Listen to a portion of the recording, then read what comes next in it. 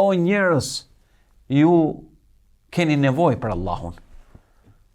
Jeni të varfër. Keni nevojë për Allahun. Kurse Allahu është ai i cili është i pasur.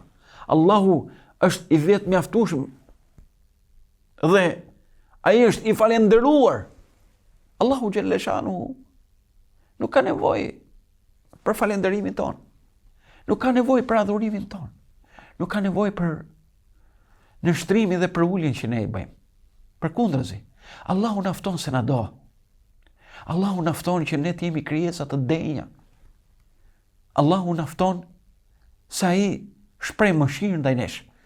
Pra Allahu i madhëruar na fton për në vepra të mira dhe na shpërblen.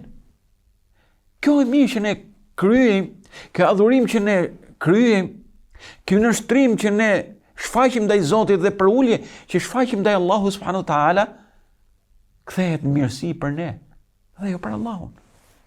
Allahun e adhuruam ne apo jo? Nuk i pakson asgjë nga sundimi. Allahu i madhëruar thot në një hadith kutsi, të cilin e transmeton profeti sallallahu alaihi wasallam.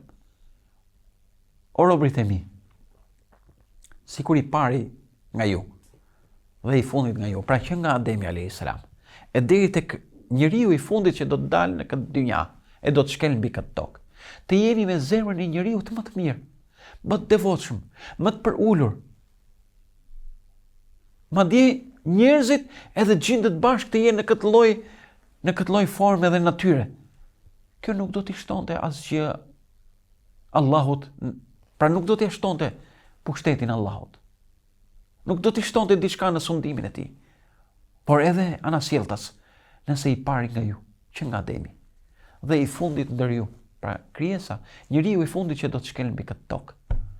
Madje njerëzit e gjindet bashkë, të ishin me njerëz me zemrën e njeriu më të shthurur, më renegat.